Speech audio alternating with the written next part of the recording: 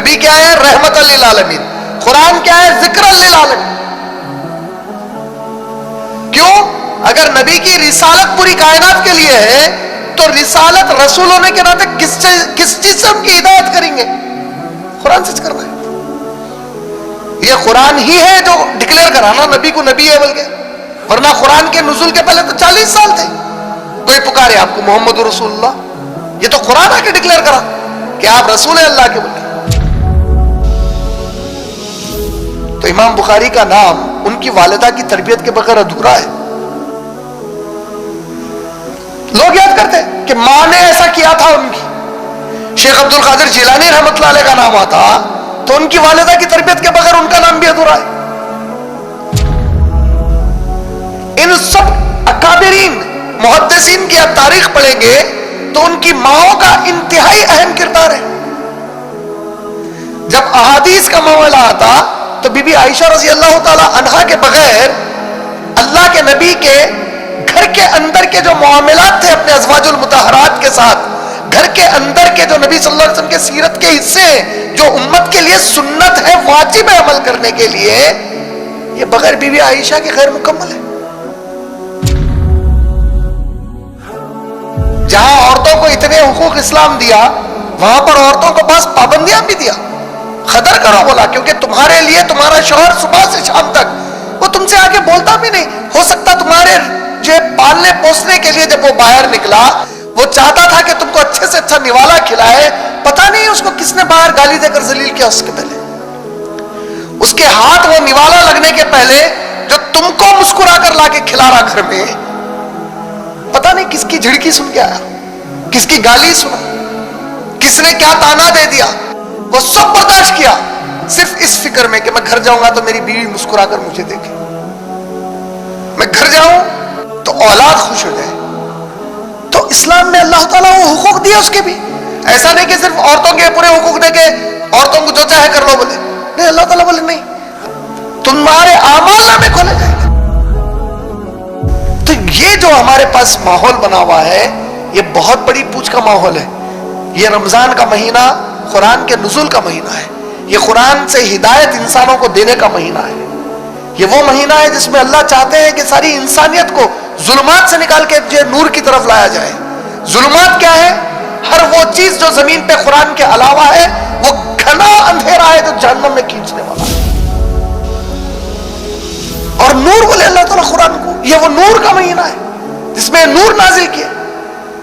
اور پیارے محمد صلی اللہ علیہ وسلم جیسے عظیم جو صاحب قرآن کو یہ قرآن عطا ہوئی جو رحمت للعالمین بنائے گئے، ہم ان کے امتی ہیں. ہم خود قرآن سے دور ہو گئے. آج اللہم لا سہلا الا ما جعلتہ سہلا وتجعل الصعب ان شئت سہلا بولے نبی صلی اللہ علیہ وسلم. اے اللہ کوئی کام آسان نہیں جب تک کہ آپ اس کو ہمارے لیے آسان نہ کر دیں.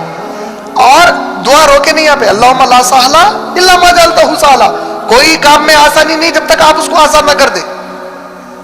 اس کے بعد وما تجعل الصعب ان شئت سہلا، اور آسان سے آسان کام بھی مشکل ہو جائے گا اگر آپ اس کو مشکل کر دیے تو.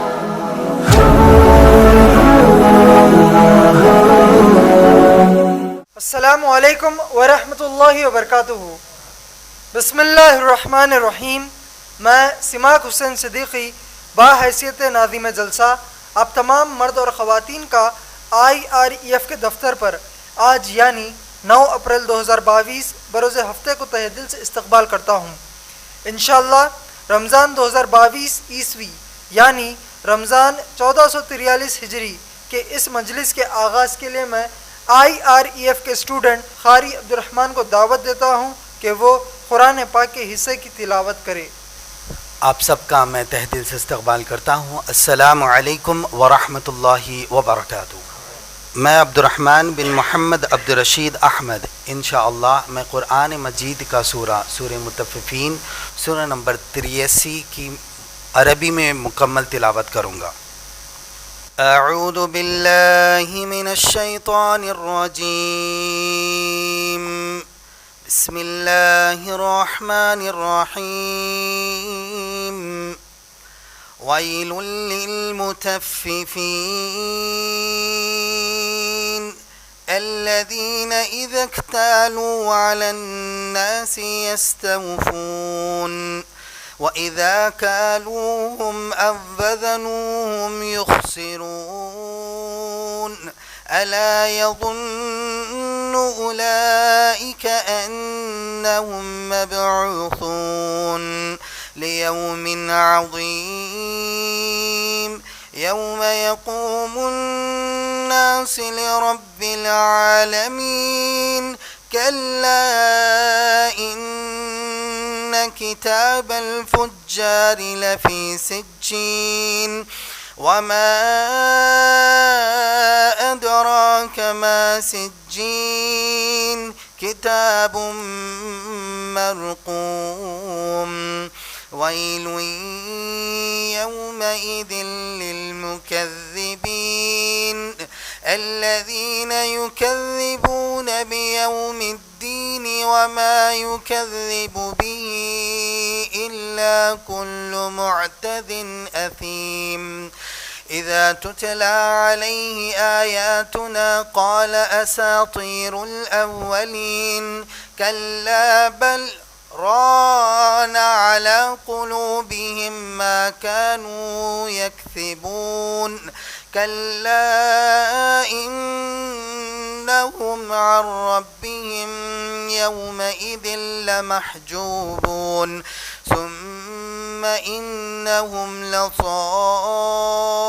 الجحيم ثم يقال هذا الذي كنتم به تكذبون كلا إن كتاب الأبرار لفي عليين وما أدراك ما عليون كتاب مرقوم يشهده المقربون إن الأبرار لفي نعيم على الأرائك ينظرون تعرف في وجوههم نظرة النعيم يسقون من رحيق مختوم ختامه مسك وفي ذلك فليتنافس المتنافسون ومزاجه من تسنيم عينا يشرب بها المقربون إن الذين أجرموا كانوا من الذين آمنوا يضحكون وإذا مروا بهم يتغامزون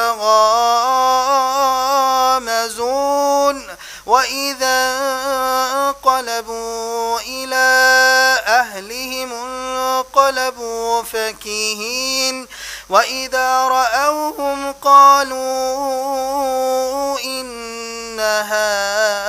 هؤلاء لضالون وما أرسلوا عليهم حافظين فاليوم الذين آمنوا من الكفار يضحكون على الأرائك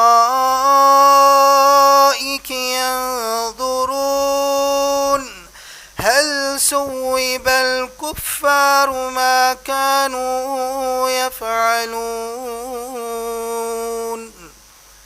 وآخر الدعوانا أن الحمد لله رب العالمين. انشاءاللہ اس سے پہلے کہ میں میرے والد یعنی جناب عمران صدر IREF کو بیان کی دعوت دوں، آپ تمام کو IREF کا مختصر تعارف دیتا چلوں. الحمدللہ IREF یعنی Islamic research and educational foundation February 1998 عیسوی میں قائم کیا گیا اسلام کا دعوتی ادارہ ہے، جس کا بنیادی مقصد ہے غیر مسلمانوں کو اور گمراہ مسلمانوں کو قرآن اور حدیث بافہم و منہج صحابہ رضی اللہ تعالی عنہم اجمعین دعوت دے. ماشاءاللہ اسی مقصد کو حاصل کرنے کے لیے IREF حیدرآباد میں، سارے ہندوستان میں اور بے شمار باہر کے ممالک میں انگلش اور اردو زبان میں بیانات غیر مسلم مذہبی علم والوں سے مناظرے، مباحثہ وغیرہ میں شرکت کرتا ہے یا خود IREF منعقد کرتا ہے. الحمدللہ جناب عمران ابھی تک USA، Canada, UK، Australia, New Zealand, Singapore, Taiwan, Malaysia, Thailand, Ireland, Scotland کے علاوہ تمام گلف ممالک میں بھی پروگرامز کیے ہیں۔ الحمدللہ IREF کے تمام کام جناب عمران پریزیڈنٹ آف IREF کی نگرانی میں ہوتے ہیں۔ ماشاءاللہ آپ لوگ youtube.com/IREF ویڈیوز کو ہمارے ویڈیوز کے لیے سبسکرائب کیجئے اور 9989031373 کے واٹس ایپ نمبر کو آپ کے پاس ایڈ کیجئے اور ہم کو ایک میسج بھیجیے۔ ہمارا FB پیج ہے facebook.com/IREFPOSTS۔ ماشاءاللہ جناب عمران کی پہلی اہلیہ یعنی میری والدہ محترمہ ندا گھریلو خاتون ہیں، جبکہ دوسری اہلیہ محترمہ امت المتین کی نگرانی میں شعبہ خواتین 2005 عیسوی سے کام کرتا ہے۔ ہر سیٹرڈے کو محترمہ امت المتین اور میری بڑی بہن محترمہ سمیہ فاطمہ کے صرف خواتین کے لیے تقریر ہوتے ہیں۔ ہر سنڈے کو جناب عمران اور خود میرے بیانات IREF پر مرد اور خواتین کے لیے ہوتے ہیں۔ الحمدللہ جیسے کہ آپ سب جانتے ہیں کہ یہ رمضان کا مہینہ ہے، تو میں آپ تمام کو یاد دلاؤں کہ آپ کے زکوٰۃ اور ڈونیشنز کے لیے دے کر جائے یا دوپہر 3:30 سے 11:30 کے بیچ میں لا کر دے، اور یاد رکھے IREF کو رمضان میں ہالیڈیز نہیں رہتے۔ الحمدللہ اب میں میرے والد یعنی جناب عمران کو دعوت دیتا ہوں کہ وہ اردو میں درس قرآن سورہ تکویر، سورہ انفطار، سورہ مطففین پر آغاز کرے۔ جناب عمران۔ الحمدللہ رب العالمین والصلاة والسلام علی رسولہ الکریم وعلی آلہ واصحابہ اجمعین، اما بعد، اعوذ باللہ من الشیطان الرجیم، بسم اللہ الرحمن الرحیم۔ الرحمن علم القرآن خلق الانسان علمہ البیان، اما بعد، رب اشرح لی صدری ویسر لی امری واحلل عقدۃ من لسانی یفقہوا قولی۔ میں میرے تمام بھائیوں کا اور میری بہنوں کا اسلامی طریقے سے استقبال کرتا ہوں۔ السلام علیکم ورحمۃ اللہ وبرکاتہ، جس کا معنی ہے آپ تمام پر اللہ سبحانہ وتعالیٰ کی رحمتیں ہوں، سلامتی ہو اور برکتیں ہوں۔ الحمدللہ یہ آج کا ہمارا 5واں دن ہے درس قرآن سے متعلق، اور اللہ کے فضل و کرم سے ہم لوگ کل یعنی چوتھے دن جہاں پر اختتام کیے تھے وہ تھے سورہ تکویر کی آیت نمبر 8 اور 9 کے پاس، اور ماشاءاللہ پھر ایک بار مختصر سا دہراتے ہوئے کہ اللہ سبحانہ وتعالیٰ نے سورہ تکویر کی جو شروعات کی ہے وہ قیامت کی منظر کشی کے ساتھ کی، قیامت کے ہونے والے واقعات کے ساتھ کی۔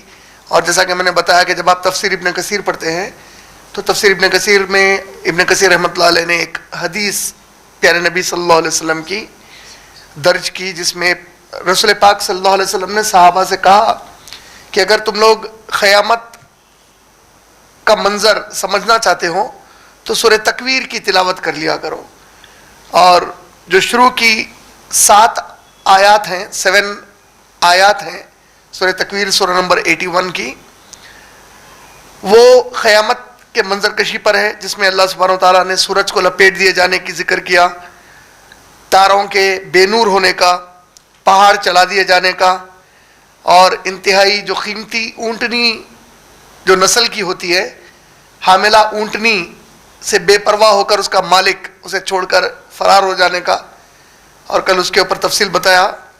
اور پھر اس کے بعد اللہ نے کہا کہ تمام وحشی جانور یہ تمام کے تمام اکٹھے ہو جائیں گے میدان محشر میں، اور پھر اللہ نے کہا کہ سمندر کو اللہ سبحانہ وتعالیٰ آگ لگا دیں گے، یعنی پانی جس کی فطرت میں آگ بجھانا ہے اسے حکم ہوگا کہ وہ خود آگ بن جائے اور آگ لگ جائے۔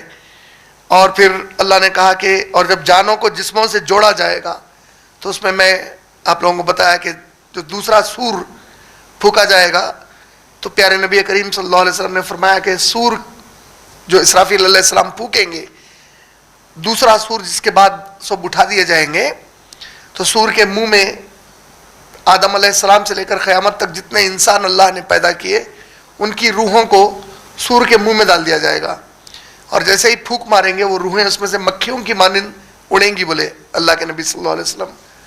اور ہر روح کو حکم ہوگا کہ جس جسم میں تھی زمین میں اس جسم میں واپس داخل ہو جا۔ تو گویا اللہ تعالیٰ اپنی کبریائی ظاہر کریں گے, اپنی قدرت ظاہر کریں گے کہ جو کفار اس بات پر سوال اٹھاتے تھے کہ کیا اللہ ہم کو دوبارہ زندہ کر کے کھڑا کریں گے قیامت میں, اللہ اس دن دکھا دیں گے کہ قدرت اس حد تک اللہ تعالیٰ کی زیادہ ہے تیری سوچ سے, تیری فکر سے, کہ دیکھ میں روحوں کو بھی حکم دوں گا تو وہ بھی واپس جا کر اس میں داخل ہو جائیں گے جس جسم میں ڈال کر اس زمین پر ان کو بھیجا تھا. اور یہ پورے ہولناکیوں کا ذکر کرنے کے بعد جو ایک عام انسان کے لیے عام زندگی میں سورج لپیٹ دیا جانا, تارے بے نور ہو جانا, یہ تمام جو واقعات ہیں یہ ہمارے لیے بہت ہی دل کو گھبرانے والے, دل کے لیے بہت ہی پریشان کرنے والے واقعات کا ذکر کرنے کے بعد اللہ نے بہت ہی اہم جرم کی طرف جو اس زمانے میں عرب ممالک میں تو ہوتا ہی تھا, ساتھ میں ساری دنیا میں ہوتا تھا, عربوں میں بھی بہت عام تھا, اور پھر آج تک یہ جرم جاری ہے, کہیں ختم ہونے کا نام ہی نہیں لے رہا. اور بہت ہی افسوس اور شرمندگی کی بات یہ ہے کہ یہ اتنا بڑا گناہ جو ہے امت مسلمہ میں بھی جاری ہے آج کل. اور وہ گناہ ہے کہ لڑکی کی پیدائش کے اوپر اس کو نحوست سمجھنا, اس کے بارے میں برا تصور کرنا, خوشی کا اظہار نہیں کرنا, غمگین ہو جانا. اور اس کا حد یہ ہے کہ فیمیل فیٹیسائڈ جس کو بولتے ہیں کہ جب آپ الٹرا ساؤنڈ سے معلوم کر لیتے کہ پیدا ہونے والی چیز لڑکی ہے تو آپ اس کو ایبورٹ کرا دیتے. تو یہ جو تمام گندگیاں ہیں انسان کی سوچ کی, یہ اس زمانے میں عرب میں تو بڑا عام تھا, اور وہ تو اور بھی بڑا ظالمانہ عمل تھا کہ لڑکی کو پیدا ہونے کے بعد زندہ بچی کو دفن کرتے تھے لے کے جا کر. اور پھر کل میں نے وہ تفصیلی واقعہ صحابی کا بھی سنایا کہ صحابی رسول صلی اللہ علیہ وسلم نے ایمان لانے سے پہلے جو عمل کیا اپنی خود کی لڑکی کو دفن کرنے کا, اور پھر جو پیارے نبی صلی اللہ علیہ وسلم کے سامنے جب وہ تذکرہ کر رہے تھے تو نبی صلی اللہ علیہ وسلم نے بالآخر ان کے منہ پر ہاتھ رکھ دیا اور کہا کہ بس کر, اب آگے مت بول اس سے زیادہ. تو کل اس ضمن میں ہم دوسری بھی بہت ساری باتیں کیے, اسی ضمن میں تھوڑا سا اور اضافہ کرتے ہوئے کہ یونائٹڈ نیشن جو فار پاپولیشن فنڈنگ جو لوگ کرتے ہیں ان کا ایک ادارہ ہے UNFPA کے نام سے, یونائٹڈ نیشنز کا FPA, UN پاپولیشن فنڈ بولا جاتا تھا پہلے, اور now it is called UN fund for population activities. تو اس آرگنائزیشن کی ایک رپورٹ ہے 8 جولائی 2016 کی ایک رپورٹ ہے, اور وہ رپورٹ کے مطابق 17 کروڑ بچیاں مس ہوتی ہیں, لڑکیاں زمین پر لاپتہ ہوتی ہیں. زمین پر نہیں, صرف ایشیا میں لاپتہ ہونے کا جو انہوں نے ایکسپلینیشن دیا, اس ایکسپلینیشن کے تحت وہ پیدا ہونے کے بعد غائب ہوتی ہیں. اور یہ 2016 کی رپورٹ ہے یونائٹڈ نیشن کی. وہ پیدا تو ہو جاتی ہیں, ہونے کے بعد غائب ہوتی ہیں. غائب ہوتی ہیں تو آسمان کھا جاتا, زمین نگل جاتی, تو زمین نگلتی نہیں. آج بھی ایسے کئی ظالم ماں باپ ہیں جو اس بنیاد پر کہ لڑکی پیدا ہوئی ہے, یا تو اسے ہم کئی بار ہمارے نیوز پیپرز میں بھی پڑھتے کہ کچرے کی کنڈی میں پھینک کر چلے جاتے, دواخانے میں ہی چھوڑ کر نکل جاتے, فٹ پاتھوں پر پھینک دیتے, کوئی ویران مقام پر لڑکی کو, معصوم لڑکی جو پیدا ہوئی اس کو پھینک دیتے, پھینک کر اسے چھوڑ کر چلے جاتے. اور اس میں انہوں نے بتایا کہ ایک بہت بڑا اس کا حصہ پروسٹیٹیوشن میں انوالوڈ ہے. یعنی 1,70,00,000 جو لڑکیاں غائب ہوتی ہیں ان میں کا ایک بہت بڑا نمبر ان کو جسم کا کاروبار کرنے میں زبردستی ڈھکیل دیا جاتا ہے, اور وہ مجبور کر دیے جاتے ہیں کہ جسم کا کاروبار کریں. اور دا پرنٹ کی رپورٹ ہے 30 جون 2020 کی, یونائٹڈ نیشن کی رپورٹ کے مطابق صرف چائنا اور انڈیا, یہ دو ممالک میں مل کر, China and India together account for about 90% to 95% of the estimated 1.5 million missing female. جو 1.5 مطلب چائنا اور انڈیا میں جو بچیاں گم ہوتی ہیں ان کا جو پرسنٹیج ہے وہ 90 سے 95% پورے ایشیا میں صرف انڈیا اور چائنا میں گول ہوتی ہے.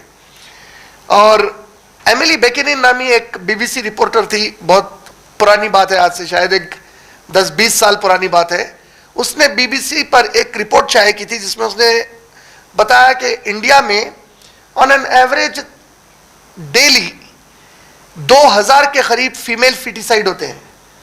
اب آپ 2000 ملٹیپلائڈ بائی 365 کر لیجئے, آپ کو ایک سال میں کتنے ہوتے ہیں اس کا اندازہ ہوا تھا. پھر میں آپ لوگوں کو لاسٹ ٹائم یہ بھی بتایا کہ فیٹیسائڈ اور فیمیل انفینٹیسائڈ میں فرق ہے. فیمیل فیٹیسائڈ وہ تو آپ الٹراسونک سے معلوم کر کے پیٹ میں ہی ختم کر دیتے اس کو. فیمیل انفینٹیسائڈ جب پیدا ہونے کے بعد اس کو مار دیا جاتا. تو بی بی سی کی رپورٹ کے مطابق آن این ایوریج 2000 فیمیل فیٹیسائڈ ہوتے ہیں انڈیا میں, اللہ حفاظت فرمائے. اور اس حساب سے یہ رپورٹ آگے یہ بھی بتائی کہ India alone accounts for 45.8 million of world's missing females over last 58 years. 45.8 million female میں آپ اندازہ کرو اس کا. اچھا میرے خیال سے 170 ملین 17 کروڑ بچیاں مس ہوتی ہیں. یعنی آن این ایوریج صرف ایشیا میں روزانہ 9315 بچیاں غائب ہوتی ہیں روزانہ.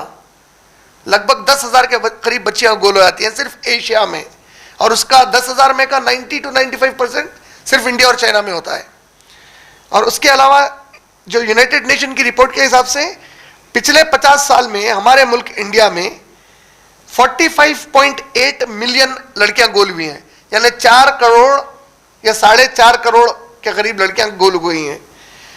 یعنی 2509 فیمیلز پر ڈے کا وہ ایک ریشیو بنتا ہے. اب دیکھیے اس میں گول ہونے کے پیچھے لڑکیاں, جیسا میں بتایا, ایک تو جہیز کی لعنت کہ ماں باپ کو ایک بوجھ لگتا ہے کہ بچی کو بڑا کرو, پھر جب اس کی شادی کا وقت آئے تو بڑی پریشانی سے بیٹھے رہو, پھر اس کے لیے قرضے لو, ادھار لو, سود پہ پیسے لاؤ, شادی کرو, پھر جب شادی ہو جائے تو وہ ادھارا چکاتے بیٹھو, پھر اور ایک سے زیادہ بچیاں ہیں تو پھر ان کے مسئلے. تو لہذا اس سے بہتر ہے کہ بچی ہو ہی نہیں. اور انڈیا میں افسوس کی بات یہ ہے کہ مسلمانوں کے اندر بھی ایک کافی حد تک مزاج پایا جاتا ہے جہاں پہ بچی کو ایک بدشگنی مانا جاتا ہے, اس کو برا بھلا سمجھا جاتا ہے. اور پھر کل میں بتا رہا تھا, خاص طور پہ میری بہنوں کی توجہ دلاتے ہوئے, کہ کتنا اللہ کا بڑا شکر ہے. آپ بتائیے کون سی دنیا کی مذہب کی اور کتاب قرآن کے علاوہ مذہبی اعتبار سے جس نے مخصوص طور پر ایک اتنی سخت وعید ان باواؤں کے لیے کیا جو اپنے بیٹیوں کو منحوس سمجھ کر قتل کر دیتے ہیں. اور کل میں بتایا کہ یہ آیتیں سورہ تکویر کی آیت نمبر 8 اور 9, جس میں اللہ نے کہا کہ وہ جو بچی دفن کی گئی تھی, قیامت میں ہم اس سے پوچھیں گے بتا تیرا جرم کیا تھا جس کی وجہ سے تجھے دفن کیا گیا. تو یقیناً بچی تو یہ بولے گی کہ میرا دفن کرنے والا باپ تھا, مائیں تو دفن نہیں کرتی تھی, تو باپ جا کر دفن کرتے تھے. تو اب یہ کتنی بڑی سخت وعید آئی مرد کے لیے کہ تو ایسا عمل کیسے کر سکتا ہے. اور ماؤں کے لیے بھی یہ سوچ کی اور فکر کی بات ہے کہ آپ کل تک جب بچی رہتے ہو تو آپ کے اوپر ایک ظلم ہوا ہے ساری زمین کے اوپر, اور آج بھی ہو رہا ہے. جب آپ کو اللہ نے مسلمان گھرانے میں پیدائش دی تو سب سے پہلا تو آپ یہ شکر ادا کیجئے کہ آپ کے باپ کو اللہ نے پہلے وارننگ دی کہ اگر تیرے پاس ایک بیٹی پیدا ہو جائے تو ناخوش مت ہو, خوش ہو. بلکہ حد تو یہ کہ دیکھیں آپ عقیقے کے اندر لڑکی پیدا ہو جائے تو ایک بکرا ذبح کرتے ہیں, اور لڑکا ہو جائے تو 2. تو بوجھ لڑکے کے وقت ڈالا گیا, لڑکی کو کم خرچے میں نکال دیا گیا. جہاں پر شادی کا مسئلہ آیا تو لڑکے کو کہا گیا کہ تو مہر ادا کرے گا. جہیز کا کوئی کانسیپٹ ہی نہیں ہے, نہ مہندی کا مسئلہ ہے, نہ سانچخ کا مسئلہ ہے, نہ کوئی جوڑے کی رقم ہے, نہ گھوڑے کی رقم ہے, نہ گدھے کی رقم ہے, نہ الو کی رقم ہے, نہ سور کی رقم ہے. کوئی چیز کی رقم نہیں ہے اسلام میں. 1 روپیہ بتا رہا ہوں میں, 1 روپیہ لڑکی والے کو خرچ کرنے کی ضرورت نہیں ہے. سارے خرچے کا بوجھ شادی کرنے والے پر ڈال دیا گیا اس کی استطاعت کے حساب سے. اب لڑکی آپے سے باہر ہو کر جو ہے انہیں گھر میں پیدا ہوئی ایک سلم ایریا میں, اب لائف میں کوئین ایلزابتھ کی گزارنا چاہ رہی ہوں بولی, تو اب اس کا دماغ کا علاج کرانا پڑتا اس کے لیے. ورنہ اگر استطاعت کے مطابق اگر کیا جائے, اور جو نبی کریم صلی اللہ علیہ وسلم کی صحیح بخاری والیوم 7 حدیث نمبر 5090 ہے کہ مرد آدمی 4 چیزیں دیکھتا ہے لڑکی میں نکاح کے لیے. اس کی خوبصورتی ہے, اس کا مال ہے یعنی اس کا دولت مند ہے یا نہیں ہے, اس کا خاندان ہے کہ وہ, وعلیکم السلام ورحمۃ اللہ وبرکاتہ, اس کا خاندان ہے کہ کس حسب نسب سے وہ تعلق رکھتی ہے. اور حسب نسب کی اہمیت ہے کیونکہ اللہ نے سورہ نور کی جو شروع کی آیت ہے اس میں کہا کہ زانی مرد زانی عورت سے نکاح کرتا ہے, زانی عورت زانی مرد سے نکاح کرتی ہے. کا وہاں پہ اس کا کانٹیکسٹ یہ ہے کہ جو آدمی زنا کرنے کا عادی ہوتا ہے اس کو یہ کہا گیا کہ بھائی تو زنا کرنے والا ایک عادی شخص ہے تو پھر تو مومنہ عورت کو ڈھونڈتے کیوں پھر رہا؟ کرنا جا کے زنا کرنے والی سے ہی شادی، کیونکہ تیری فطرت میں آوارہ گردی ہے. اسی طرح زنا کرنے والی عورت کو کہا گیا کہ تیری فطرت میں زنا کرنا جب ہے تو پھر ایک نیک مسلمان شوہر کیوں ڈھونڈ رہی؟ جا ایسے کے پاس جا جو 100 کے پاس جاتے پھرتے رہتا. تو اس طریقے سے نیگیٹ کیا گیا اس کو. لیکن اس کا جو شان نزول ہے وہ ہے ایک صحابی رسول صلی اللہ علیہ وسلم کا واقعہ، جس میں ایک صحابی رسول صلی اللہ علیہ وسلم کو ایک ایسی عورت سے جو لگاؤ ہو گیا تھا نکاح کرنے کا جو عورت جسم کا کاروبار کرتی تھی، اور وہ صحابی چاہتے تھے کہ میں اس سے نکاح کر لوں، اس کی اصلاح ہو جائے گی. ان کے اس خیال کے اوپر وہ آیت نازل ہوئی کہ زانی مرد زانی عورت سے نکاح کرنے کی خواہش رکھتا، وہ تو زانیہ ہے، تو مجھ سے کیوں نکاح کرنا چاہ رہے؟ مومنہ عورت سے نکاح کرو بول کے. تو یہ جو اسلام کا اصول ہے حسب نسب کا، اس کی اہمیت اس لیے ہے کہ اگر عورت حسب نسب سے نہ ہو تو پھر امکانات ہے کہ آپ کی آنے والی نسل پر اس کے اثرات پڑیں. تو اللہ چاہتے ہیں کہ ٹھیک ہے اس کا خاندان قبیلہ یہ بھی دیکھ لیا کرو. اور یہاں تک کہ بعض احادیث میں دیکھو کہ وہ زیادہ بچے دینے کے قابل ہے یا نہیں ہے. صحابہ پوچھے وہ کیسا دیکھیں گے ہم؟ بولے اس کی خالہ کو دیکھو، اس کی پھوپھی کی طرف دیکھو، اگر وہ زیادہ بچے والے ہیں تو ایسی اور لڑکی سے کرو جس کے خاندان میں بچے دینے والی عورتیں زیادہ ہوں. بولے اب یہ تو خیر آج آپ اگر یہ پوائنٹ لے کر نکلیں گے تو آپ بالکل دیوانے دکھیں گے. پاپولیشن گروتھ، پاپولیشن کہاں چلے گئی بھائی، آج یہ کیا دیوانے باتیں کر رہا. غربت پاپولیشن کی وجہ سے کوئی پرابلم نہیں ہے، پورا پرابلم ہے کرپٹ کیپٹلسٹ کی وجہ سے، پورا پرابلم ہے کرپٹ لیڈرز کی وجہ سے، پورا پرابلم ہے کرپٹ پولیٹیشنز کی وجہ سے. جو اصل بیماری ہے اس کا علاج نہیں کرنا چاہ رہے، اور پہلے سے ہی غریب جو مظلوم رہتا اس کے اوپر ظلم ہوتے رہتا، ایکسٹرا ظلم اسی پہ کر رہے کہ تو بچے پیدا مت کر.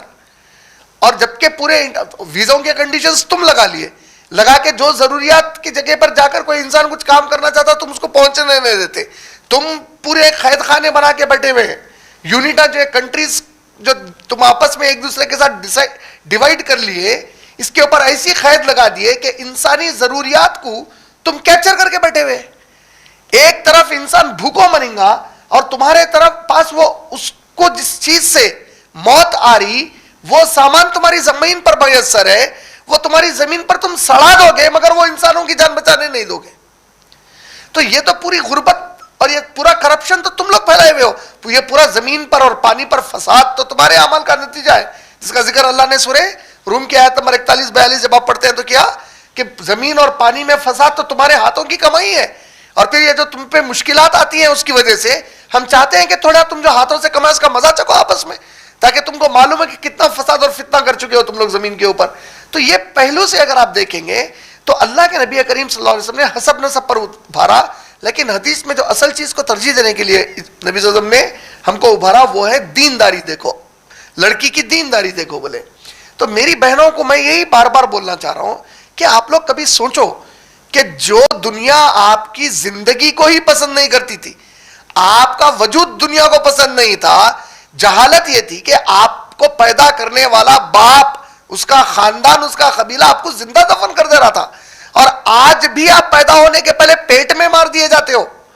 اب جب آپ پیدا ہوئے پھر ایسے گھرانے میں پیدا ہوئے جو مسلمان گھرانہ ہے، جہاں آپ کے کان میں پہلی مرتبہ اللہ کا نام پکارا گیا. جب آپ بڑے ہوتے یہ کافروں کے وسوسوں میں آ کر آپ لوگ اسلام کے تعلیمات پہ سوال شروع کر دیتے. اسلام میں ایسا کیوں ہے؟ عورت کو حجاب کرو کیوں ہے؟ مرد کو 4 شادی کرو کیوں ہے؟ وراثت میں خالی 1/3 کیوں ہے؟ ہم ولی کے بغیر نکاح کیوں نہیں کر سکتے؟ ہم ولی کے بغیر 1 رات سے زیادہ کا سفر کیوں نہیں کر سکتے؟ یعنی آپ لوگ یہ تک نہیں سوچ رہے کہ جس کو جینے کا ہی حق نہیں تھا زمین پہ، اس کو اسلام پہلے جینے کا حق دیا، پھر عزت عطا کیا.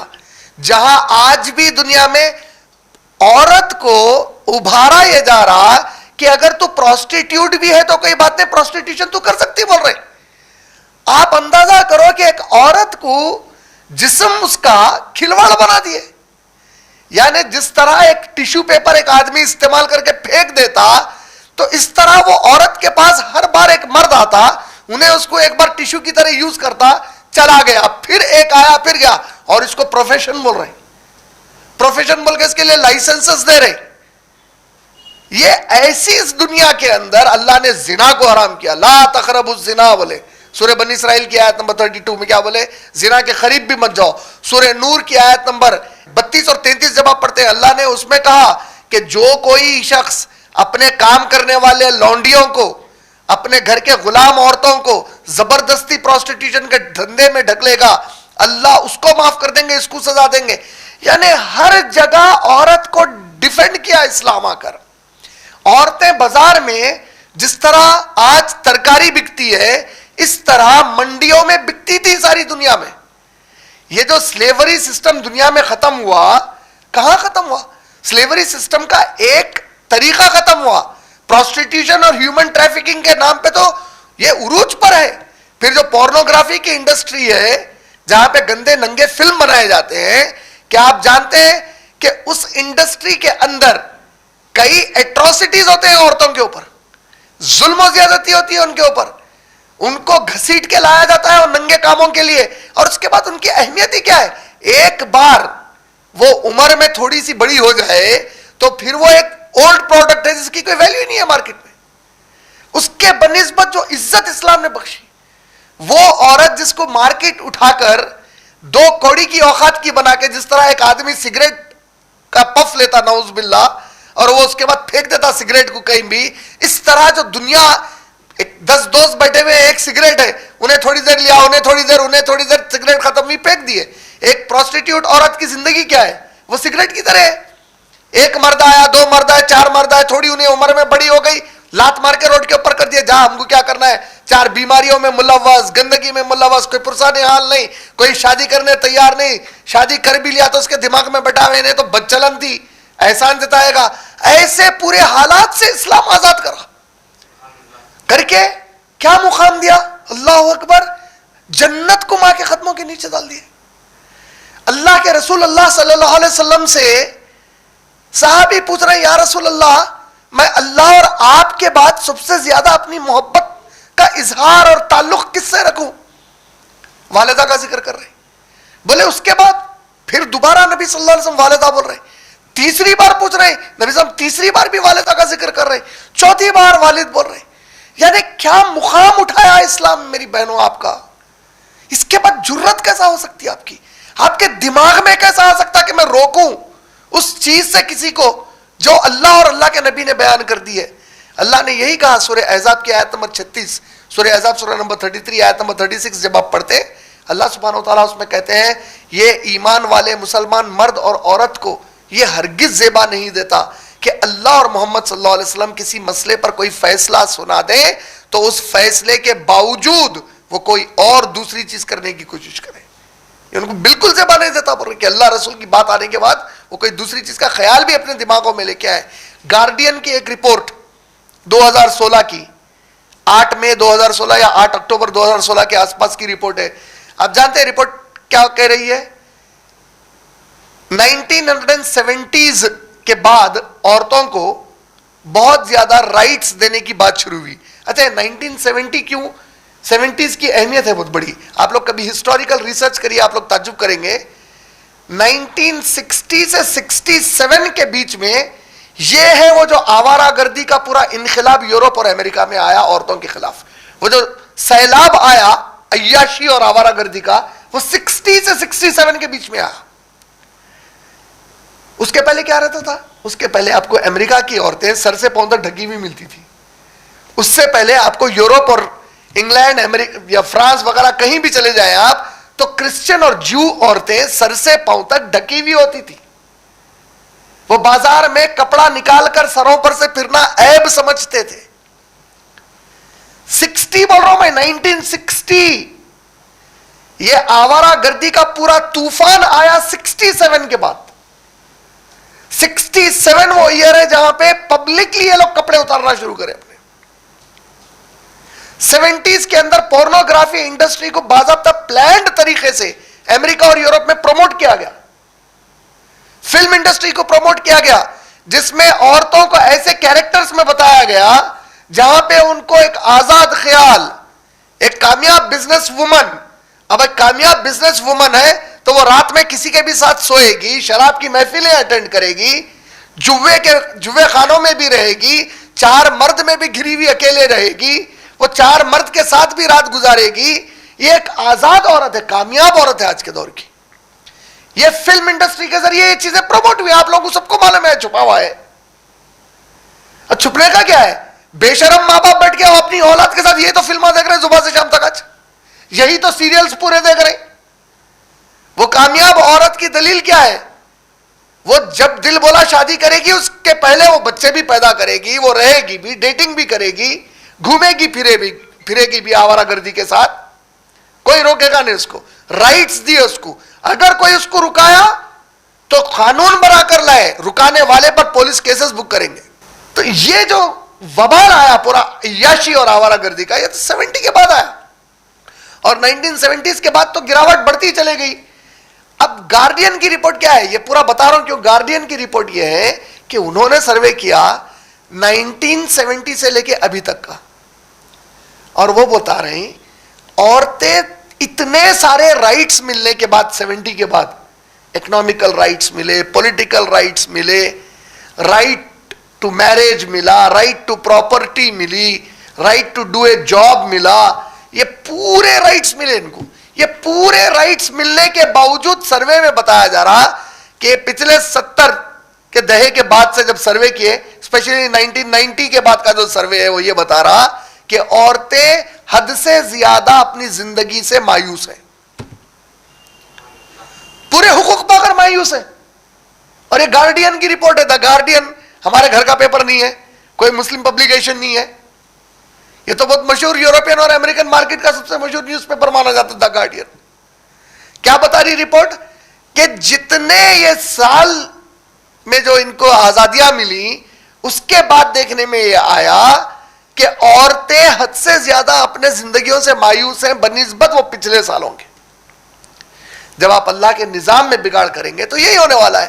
آج ہمارے گھروں کا ماحول بھی یہی ہو گیا.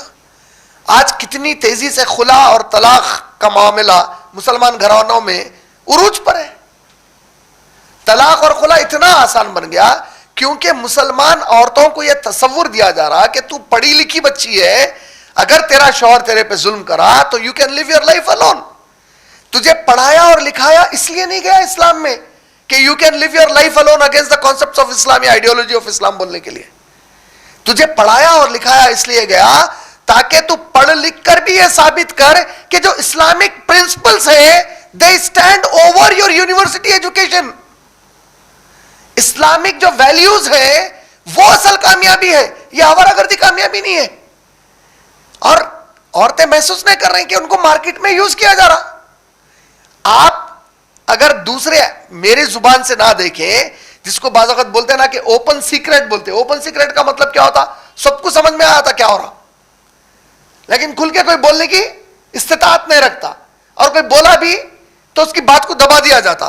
تو اوپن سیکرٹ کیا ہے؟ اوپن سیکرٹ یہ ہے کہ دنیا کا سب سے چیپسٹ لیبر عورت ہے, اور ایسا لیبر ہے کم دام میں بھی حاضر ہے, اور اس کو کام کرتے وقت دیکھ دیکھ کے مزے بھی لیتے رہو اس کے. تو اب تو یہ پروڈکٹ ہے مارکیٹ کا آج, جو آپ ماننا نہیں چاہ رہے. آپ یہ بات ماننا نہیں چاہ رہے, مگر صبح سے شام تک آپ سے لیبر کا کام لیا جا رہا, چیپ لیبر کا کام لیا جا رہا, کیونکہ آپ کی جو تنخواہیں ہیں وہ تو آج تک بھی ڈیبیٹیبل ہے. یونائٹڈ نیشن ہر بار بولتا 10 سال کے بعد پوری تنخواہیں دنیا میں مرد عورت کی ایکول ہو جائیں گی, وہ جو ہونے والی ہے ہی نہیں. تو جو کام مرد آدمی اگر 10,000 میں کر رہا تو آپ 5,000 میں کرتے. وہ کام آپ جو 5,000 میں کر رہے ہیں, وہ 5,000 کے کام میں باقی کے مرد آدمی آپ کو وہاں رکھ کے کام کی جگہ پہ انہیں مزے بھی لیتا آپ کو دیکھ دیکھ کے صبح سے شام تک, اور آپ کو چیپ لیبر کے طور پہ استعمال بھی کرتا, اور آپ خوشی خوشی سے کام کر رہے ہیں اس کے لیے.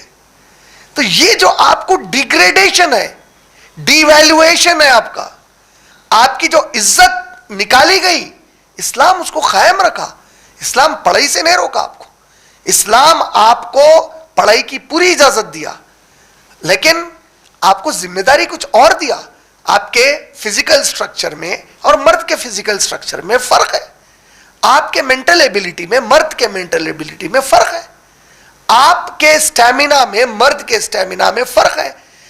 स्टेमिना क्या चीज होती? स्टेमिना होता है एक्चुअली एक कांस्टेंट नहीं हो सकता स्टेमिना। एक एथलीट है, मान लीजिए उन्हें मैराथन रनर है, उन्हें 50 किलोमीटर भाग रहा, आप वर्ल्ड के बेस्ट स्विमर को जो 10 गोल्ड मेडल जीत चुका है उसको लाके 50 किलोमीटर भागो बोलो, नहीं भाग सकता। हो सकता वो स्विमर ओशन में स्विमिंग कराऊंगा, पैसिफिक ओशन में भाग, मगर 50 किलोमीटर नहीं सकता। 50 किलोमीटर भागने वाले का स्टैमिना वो भागने के लिए। इसी तरह मर्द का जो स्टैमिना अल्लाह ने दिया है वो बाहर के कामकाज करके कमा के घर को जिम्मेदारी से पालने का दिया। औरतों का जो स्टैमिना है वो मर्द के पास नहीं है। बड़े से बड़ा ताकतवर मर्द आदमी एक छोटे शरीर बच्चे को मासूम 1 घंटा बर्दाश्त नहीं कर सकता, और मां को स्टैमिना अल्लाह ऐसा दिए कि 10 बच्चे भी शरीर है तो पूरे 10 को संभालती उन्हें। ये उसके स्टैमिना की फील्ड है। मर्द के स्टैमिना की फील्ड अलग है। उनकी फितरत जिसके ऊपर अल्लाह ने पैदा किया उसके हिसाब से उनको जिम्मेदारियां दी। और फिर आप अंदाजा करो कि अल्लाह ने आप लोगों के पैरों के नीचे जन्नत रख दी का मतलब क्या हुआ? अल्लाह अकबर, जन्नत के लिए तो पूरी भागदौड़ है। इंसान की सारी भागदौड़ के लिए जन्नत के लिए। नबियों की जन्नत उनके माओं के कदमों के नीचे है। कोई भी नबी कोई भी रसूल हो, उस नबी और रसूल की जन्नत का है उसके मां के कदम के नीचे। ऐसा बड़ा मर्तबा जिसको दिया इस्लाम ने, साथ में उसके अल्लाह ने कहा कि कुछ जिम्मेदारियां हैं तुम्हारी। और एक इंसान की ऊंचाई, उसकी बड़ाई उसके कुर्बानियों से मानी जाती। मैं क्या चीज कुर्बान करता उसकी बुनियाद पे उसकी बड़ाई मानी जाती। जिस तरह बोलते हैं कि सलाउद्दीन अय्यूबी रहमतुल्लाह अलैह का जब तज़किरा आता तो उनके दौर में जो है खलीफा भी मौजूद थे, मुसलमान खलीफा, अब्बासिद खिलाफत चल रही थी, खलीफा मौजूद है। उनके दौर के खलीफा का किसी को नाम याद है? किसी एक को यहां पे जितने बैठे नहीं है याद? अच्छा, देखो क्यों याद नहीं है मालूम है? क्योंकि सलाउद्दीन अय्यूबी कुर्बानी दे रहे थे, वक्त का खलीफा गद्दों पे सो रहा था, अय्याशी करते। दुनिया किसको याद रखी? कुर्बानी देने वाले को। मैं वहां पॉइंट असल हाईलाइट करना चाह रहा हूं, जो कुर्बानी दिया, भूखो रहा, मैदान में उतरा, दीन के लिए, कौम के लिए एक काम करा, अपनी नफ्स को कुर्बान कर दिया, अपने बीवी बच्चों से दूर निकल गया, अपने ख्वाहिशात को छोड़ के निकल गया, तो याद दुनिया किसको रखी हुई है? उसको जो ये कुर्बानियां दिया। हो सकता मेरी एक बहन पीएचडी कर ली, एमबीबीएस कर ली, एमएस कर ली, इंजीनियर बन गए, आईटी प्रोफेशनल बन गई, लेकिन उसने जो औलाद अल्लाह ने उसके बतन से पैदा किया, अब उसने अपनी जिंदगी का मकसद बनाया कि ये नस्ल को आने वाली पढ़ा लिखा कर काबिल करूंगी। आज इमाम बुखारी का जब नाम आता तो इमाम बुखारी का नाम उनकी वालिदा की तरबियत के बगैर अधूरा है। लोग याद करते कि मां ने ऐसा किया था उनकी। शेख अब्दुल कादिर जिलानी रहमतुल्लाह अलैह का नाम आता तो उनकी वालिदा की तरबियत के बगैर उनका नाम भी अधूरा है। इन सब अकाबिरीन मुहद्दिसीन की आप तारीख पढ़ेंगे तो उनकी माओं का इंतहाई अहम किरदार है। जब अहादीस का मामला आता तो बीबी आयशा रजी अल्लाह ताला अन्हा के बगैर अल्लाह के नबी के घर के अंदर के जो मामलात थे अपने अज़वाजुल मुतहरात के साथ, घर के अंदर के जो नबी सल्लल्लाहु अलैहि वसल्लम के सीरत के हिस्से जो उम्मत के लिए सुन्नत है, वाजिब है अमल करने के लिए, ये बगैर बीबी आयशा के गैर मुकम्मल है। तो हमारे घरों की माओं को जो एहतराम और इज्जत इस्लाम ने बख्शी है, आप उसको भूल चुके हैं। आप वो कचरेदानी में जाना चाह रहे हैं जो दुनिया चाहती है कि आपको खींच के वो कचरेदानी में लेके आए। आपकी पढ़ाई इस्लाम कभी नहीं रोका। आप नौकरी करना चाह रहे हैं, इस्लाम दायरे दिया उसके करने के, कुछ उसूल बताया। आपकी कमाई वो पूरी आपकी है, बोला मर्द आदमी की कमाई मर्द आदमी की नहीं है। मर्द आदमी की कमाई जो उसके तहत जिम्मेदारान है उन पूरों के जरूरियात पूरे करने के लिए। आपकी कमाई आप अपनी मर्जी से जहां चाहे खर्चा करें, यकीनन हराम को छोड़ के। जिस तरीके से हलाल कपड़े खरीदना चाह रहे हैं कपड़े खरीदो, कॉस्मेटिक्स खरीदना चाह रहे हैं कॉस्मेटिक्स खरीदो, अपनी वालिदा की मदद करना चाह रहे हैं करो, वालिद की करना चाह रहे हैं करो, भाई को दे देना चाह रहे हैं दे दो, पड़ोसी को देना चाह रहे हैं दे दो। कोई नहीं पूछ सकता कि कमाए से पैसे कहां हैं तुम्हारे। इतनी आजादी इस्लाम दिया اب دیکھیے اب یہ سب اللہ تعالیٰ آپ لوگوں کے لیے کہ کہاں پہ میں کل سے بار بار یہ میرے درس میں آپ لوگوں کو بولتے جا رہا ہوں کہ سوچو کہ یہ آیت کو اللہ تعالیٰ کہاں پر لائے. قیامت کی ہولناکی بتا کر مرد کو ڈرایا جا رہا ہے کہ تیرے گھر میں پیدا ہونے والی عورت کا تو لحاظ کر, حفاظت کر. حجت الوداع کا خطبہ محمد صلی اللہ علیہ وسلم کا آخری خطبہ, سب سے بڑا خطبہ, عرفات کے میدان میں کھڑے ہیں محمد صلی اللہ علیہ وسلم اور خطبے میں کیا بول رہے ہیں, یاد رکھنا تم سے سب سے پہلا سوال قیامت میں ان عورتوں کے بارے میں ہوگا جو تمہارے تحت دیے گئے تھے. اتنا لحاظ دے رہے محمد صلی اللہ علیہ وسلم, سوچو آپ. لیکن ہم, اور اس میں ہم سب کی بھی غلطی ہے, ہم لوگ کیا کیے معلوم ہے, ہمارے بہنوں کو, ہماری ماؤں کو, ہماری بیویوں کو, ہماری بیٹیوں کو اسلام جو حقوق دیا, ہم مرد آدمی یہ حقوق ان کو ان کے گھر میں بتاتے نہیں. اس لیے نہیں بتاتے کہ ہم ان پر ظلم کر رہے ہیں, ہم ان کو ظلم کر کے وہ ان سے کام کاج کروا رہے ہیں جو ان کے اوپر فرض ہی نہیں ہے اسلام سے. ان کو ڈرا رہے ہیں اسلام کا نام لے کر, بجائے ان کے دلوں میں اسلام سے محبت دلانے کے ہم ذمہ دار ہیں ان کو اسلام سے ڈرانے کے. تو پوچھ تو ہم کو ہوں گی, سب سے پہلے مرد کو پوچھا جائے گا تیری ذمہ داری پہ تھا, ڈرا رہے کیوں بھائی, اللہ سے ڈرا رہے کیوں اتنا. اللہ کوئی ظالم ہے؟ الرحمن الرحیم. میں کئی بار بولتا ہوں کہ کرسچنز جیزس از لو بول کر جیزس کو اللہ سے زیادہ نارمل کیریکٹر بنا دیا, نعوذ باللہ. ہم اللہ کو جل جلالہ, پوری قرآن میں اللہ کا تعارف الرحمن الرحیم سے, جلال والا اللہ. ارے اللہ الرحمن الرحیم سے تعارف دے رہا بھائی, رب سے تعارف دے رہے اللہ تعالیٰ اپنا. میں رب ہوں, رحمان ہوں, غفور ہوں. جل جلالہ کتنے بار استعمال ہوا قرآن میں, اس کے مقابلے میں الرحمن الرحیم کتنے بار استعمال ہوا, اس کے مقابلے میں الغفور کتنے بار استعمال ہوا, الغفار کتنے بار استعمال ہوا, التواب کتنے بار استعمال ہوا, الودود کتنے بار استعمال ہوا, مولا, النصیر, المہیمن, الحافظ, الحفیظ. میں حفاظت کرتا ہوں, میں تمہاری نگرانی کرتا ہوں, میں تم سے بے تحاشا محبت کرتا ہوں, الاکرم, الکریم, میں تم پہ انعامات دیتا ہوں. اللہ پوری یہ صفات بتا رہے ہیں اپنے. ہم اللہ کو جل جلالہ بنا دیا, عورتوں کو ڈرا رہے ہیں جب دیکھو جب اللہ کا نام لے کے, اور ظلم کر رہے ہیں ان کے اوپر, ان کے حقوق مار کے. جہاں ان کے حقوق کی بات آ گئی, ان کے حقوق تو ہی نہیں ہمارے پاس. تو یہ دیکھیے اتنا زیادہ میں اس لیے بول رہا ہوں کیونکہ یہ قرآن کا معاملہ ہے میرے بھائی. قرآن عورتوں کے نام پر ایک پوری قرآن میں سورہ نساء سورہ ہے پورا. نساء بولتے عورتوں کو, کہیں سورہ رجال پڑھے, ان کے نام پہ سورہ نازل کر دیا اللہ تعالیٰ. دنیا جس وقت تصور نہیں کر سکتی تھی کہ عورتوں کو ان کے باپ جب مر جائے تو اب باپ کی جائیداد میں سے کچھ حصہ دیا جائے, کچھ حصہ دیا جائے, اسلام حصے دیا. اور آج ہماری بہنیں لڑ رہے ہیں ہمارے کو 1/3 کیوں دے رہے. ارے یہ تو سوچو کہ دیتے ہی نہیں تھے کبھی, تھا سو بھی کھینچ لیتے تھے تمہارے پاس سے. اسلام تو دیا تم کو. آج دوسرے مذاہب میں دے کر کیا بول رہے ہیں, اس میں سے تم ان چیزوں پہ خرچے بھی کرو بول رہے ہیں. اسلام بولا جو تم کو دیا جا رہا وراثت میں وہ تمہارا ہے, تم سے تمہارا بھائی نہیں پوچھ سکتا اس میں سے, تم سے تمہارا جو کوئی خاندان کا رشتہ دار نہیں پوچھ سکتا. یہ حالات ہے اس میں سے تھوڑے پیسے دو. ہاں تم اپنی مرضی سے کچھ مدد کرنے کے لیے دے دو, الگ بات ہے, لیکن حق مانگ کر کوئی نہیں لے سکتا. تمہاری کمائی حق مانگ کے تمہارا شوہر 1 روپیہ نہیں پوچھ سکتا تمہاری کمائی کے. تو یہ جو ہمارے پاس ماحول بنا ہوا ہے یہ بہت بڑی پوچھ کا ماحول ہے. یہ رمضان کا مہینہ قرآن کے نزول کا مہینہ ہے, یہ قرآن سے ہدایت انسانوں کو دینے کا مہینہ ہے. یہ وہ مہینہ ہے جس میں اللہ چاہتے ہیں کہ ساری انسانیت کو ظلمات سے نکال کے جو نور کی طرف لایا جائے. ظلمات کیا ہے؟ ہر وہ چیز جو زمین پہ قرآن کے علاوہ ہے وہ گھنا اندھیرا ہے جو جہنم میں کھینچنے والا ہے.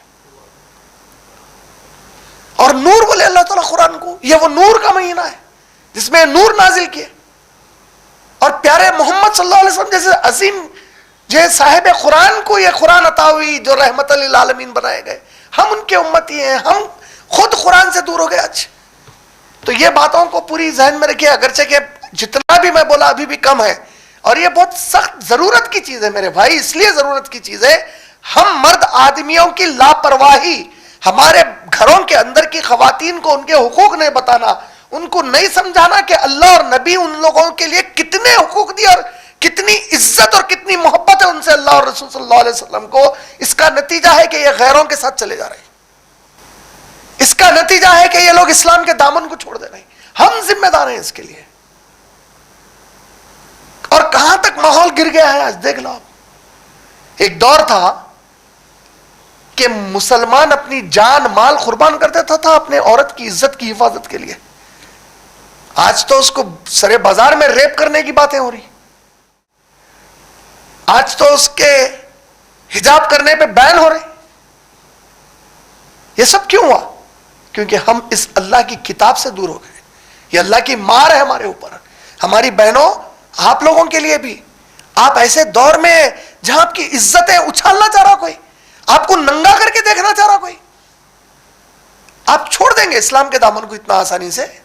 وہ اسلام جو آپ کو جینے کا حق دیا، وہ اسلام جو آپ کے قدموں کے نیچے جنت کو ڈال دیا، کیسا چھوڑ سکتے آپ لوگ؟ اور آپ پہ فرض ہے کہ اپنی دوسری بہنوں کو بتائے، دوسروں تک یہ بات پہنچائے اسلام کی تعلیم کی. ہم بہت سخت حالات سے گزر رہے ہیں. ہم کو نہیں معلوم کہ آنے والے حالات کیا ہیں. ہم کو یہ نہیں معلوم کہ ہمارے ساتھ کیا ہونے والا ہے. ہم کو یہ نہیں معلوم کہ کامیابی کب ملے گی اور حشر کیا ہونے والا ہے. لیکن کم سے کم جو بھی ہو، مرنے کے پہلے اتنا تو اطمینان کر کے مریں کہ اے اللہ، ہم بہت ٹوٹی پھوٹی اس قرآن کی خدمت کی کوشش کر رہے تھے، کم سے کم اتنی تو صورت لے کے اٹھنا. اگر یہ بھی نہیں تو پھر ہمارا مسلمان ہونے کا فائدہ ہی کیا ہے؟ پھر تو یہ رمضان کے عبادتوں کا کیا فائدہ ہے ہمارے پاس؟ تو یہ ہمارے لیے لازم ہے انشاءاللہ. تو آئیے آج ہم پھر وہی 8 اور 9 آیت سے شروع کرتے ہیں. اور جب زندہ گاڑی گئی لڑکی سے پوچھا جائے گا، سورہ تکویر سورہ نمبر 81 آیت نمبر 8 اور 9، 81 سورہ نمبر آیت نمبر 8 اور 9. اور جب زندہ گاڑی گئی لڑکی سے پوچھا جائے گا کہ آخر کس گناہ پر مارا گیا ہے، اور جب اعمال نامے کھولے جائیں گے، اور جب آسمان کا پردہ ہٹا دیا جائے گا، اور جب جہنم دہکائی جائے گی، اور جب جنت قریب لائی جائے گی. دیکھیے آپ، لڑکی سے پوچھا جا رہا، اعمال نامہ کھولا جا رہا. اعمال نامہ کھلنے کے بعد جو سورہ بنی اسرائیل کی آیت ہے، آیت نمبر غالباً 14 یا 15، جس میں اللہ سبحانہ و تعالیٰ فرمائے اعمال نامہ انسان کے گلے میں پہنا دیا جائے گا. پھولوں کا ہار پہننے کا شوق ہے نا، یہ پہنو اپنے اعمال نامہ گلے میں، اور انسان خود اپنا فیصلہ کر لے گا بولے اللہ تعالیٰ، جنت میں جاؤں یا جہنم میں جاؤں. اللہ اکبر. اور جب ایسی آیتیں اکثر آتی تو آپ یقین مانو شیطان آدم علیہ السلام کے زمانے سے، اور انہیں قسم کھایا ہوا ہے. کس کی قسم کھایا انہیں؟ کس کی قسم کھایا؟ اللہ کے عزت کی قسم کھایا. سورہ صاد جب آپ پڑھتے تو اس میں ذکر ہے، شیطان اللہ کے عزت کی قسم کھا کے بولا، اللہ آپ کے عزت کی قسم ہے، آپ کے بندوں کو بھٹکاؤں گا جہنم میں لے کے جانے کے لیے. آپ کے عزت کی قسم ہے، آخری وہ جو ہچکی لیتے نا وہاں تک ٹھہر کے بھٹکاؤں گا لوگوں کو. بولا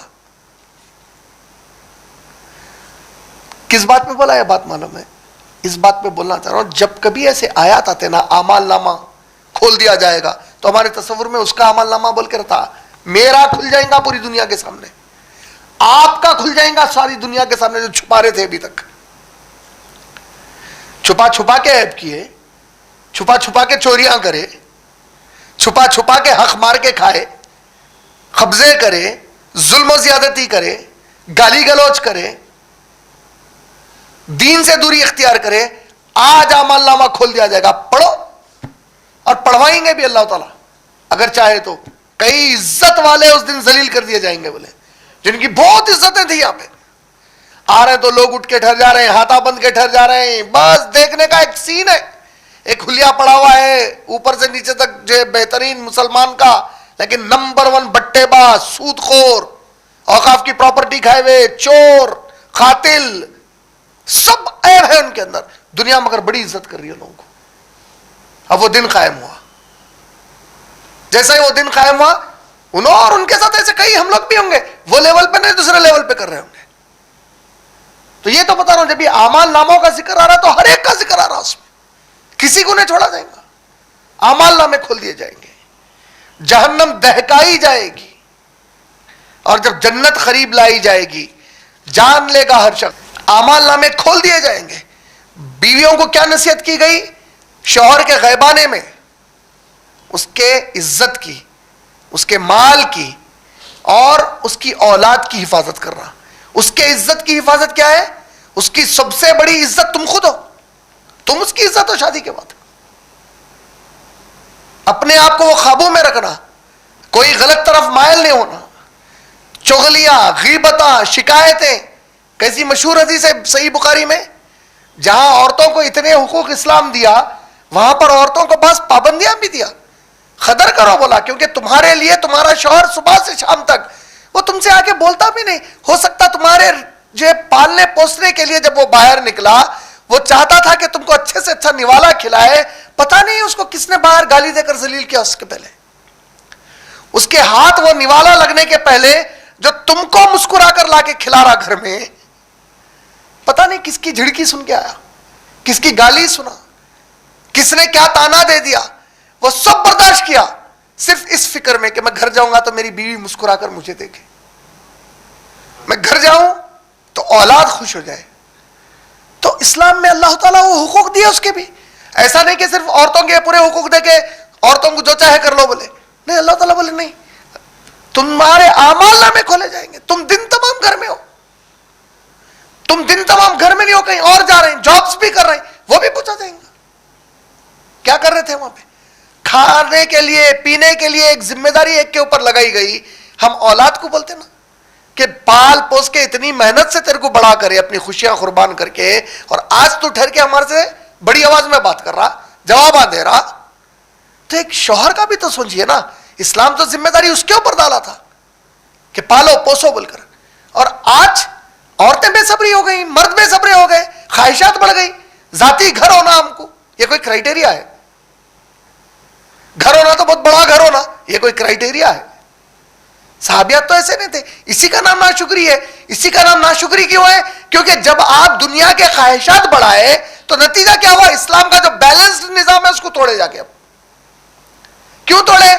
जाती घर होना, शौहर की एक की कमाई से जाती घर नहीं मिलता, शौहर की एक की कमाई से नहीं मिलता, तो क्या करना? बीवी भी काम करना, शौहर बीवी दोनों काम करना शुरू करे, दोनों के हाथ में पैसे आना शुरू हो गए। पैसे आना शुरू होते बीवी ये समझ गई पैसे की ताकत का मतलब ये है कि अब मेरे कोई हुकूक नहीं है, तू आवाज निकाल के बात करता मेरे से। जरा थोड़ा मैं बोल रहा हूं, मेरे बीवियां जो होती है किसी की, जरा आप अपनी औलाद पे डाल के देखिए। अगर कल आपकी औलाद करोड़पति बन गई, अरबपति बन गई, तो क्या उसका वो पैसा जो उसको मिल गया, इस बात का लाइसेंस हो गया कि वो अपने मां बाप के साथ नाफरमानी करे और बदतमीजी करे? हर किस नहीं।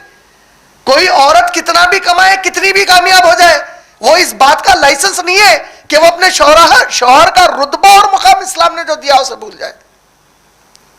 और किसके वसवसों में आके कर रहे हैं आप लोग ये? किसके वसवसों में? उनके जो अल्लाह को नहीं मानते, उनके जो रसूल को नहीं मानते, उनके जो इस्लाम से नफरत करते, उनके जिसके हाथ में ना आपको खबर में आके मदद करने की इस्तिताअत है, ना जहन्नम की आग से बचाने की इस्तिताअत है, उनके बहकावे में आकर आप अल्लाह और रसूल के दीन को पामाल करेंगे और फिर समझ रहे हैं कि छोड़ दिए जाएंगे आसानी से क़यामत के दिन।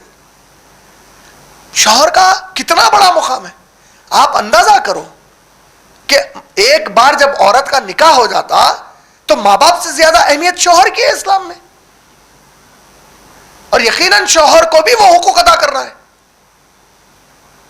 बीवियों को अल्लाह सुब्हानहू तआला ने नवाफिल इबादतों से आजाद रखा। कहा कि अगर तेरा शौहर इजाजत ना दे तो नफिल मत पढ़ बोले, नफिल रोजे न रख सकती उन्हें।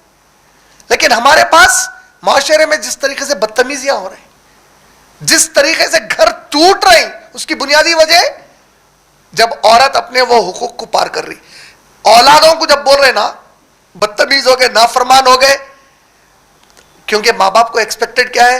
औलाद उम्र में कितनी भी बड़ी हो जाए, लेकिन दुनिया में कितनी भी तरक्की कर ले। देखिए हम कभी देखते ना, हमारे prime minister Modi ji prime minister भी बन गए तो माँ के पास जाके वो हाथ का निवाला खाने बाजू बैठना ही पड़ता इज्जत के साथ।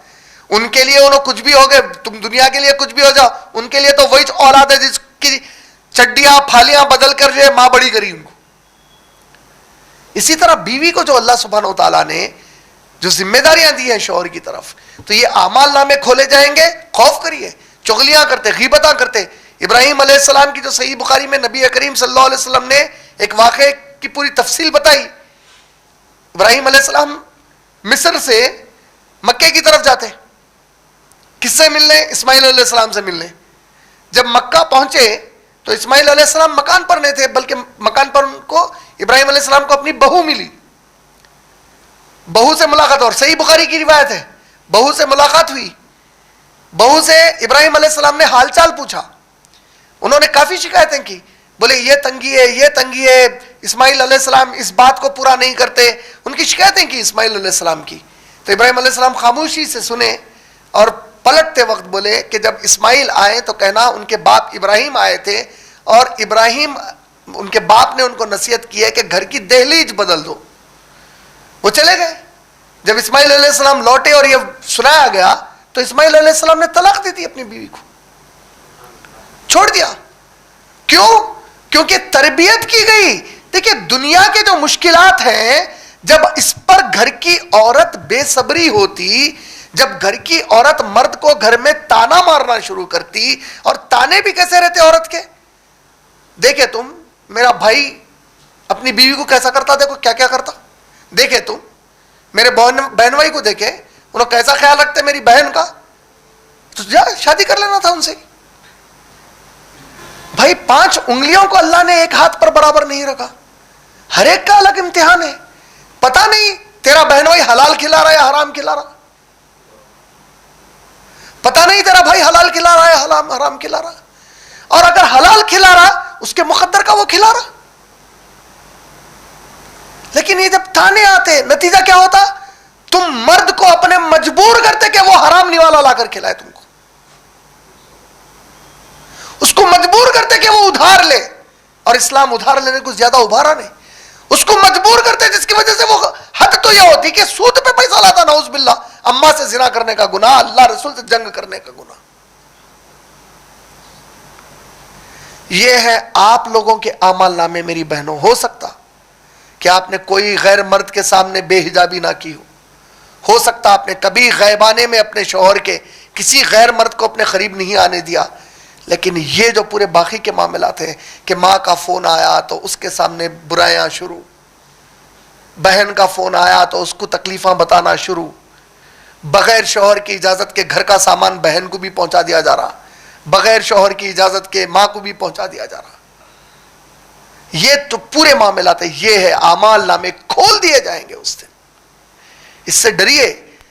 اللہ ایک نظام بنائے، اس نظام کو فالو کیجئے. اور میں بار بار آپ لوگوں کو زیادہ اس لیے بولوں گا، ہم مرد آدمیوں کو ہماری فطرت ایگریسو ہوتی، ہم جلدی جذباتی ہوتے، گالی گلوچ پر اتر جاتے، ہاتھ پیر اٹھانے پہ آ جاتے.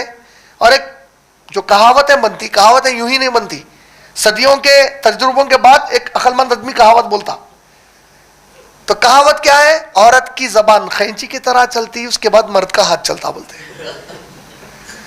لیکن اسلام کا اصول کیا ہے؟ عورت کی زبان خینچی کے جیسی چلی تب بھی مرد کو بولا گیا اس پہ ہاتھ مت چلا. کیونکہ محمد صلی اللہ علیہ وسلم کی سیرت جب آپ پڑھتے تو بیبیاں بتاتی کہ اللہ کے نبی صلی اللہ علیہ وسلم ہم کو کوئی کام بولتے، اور اگر ہم وہ کام پورا نہیں کرتے تو اللہ کے نبی خود جا کر کام پورا کر لیتے. یہ سیرت رسول صلی اللہ علیہ وسلم ہے. یقیناً اس پیمانے پہ، اس معیار پہ اگر کوئی اتر گیا تو یہ تو بہت بڑی نعمت کی بات ہے. یہ ہر ایک کے لیے ممکنات میں سے نہیں ہے.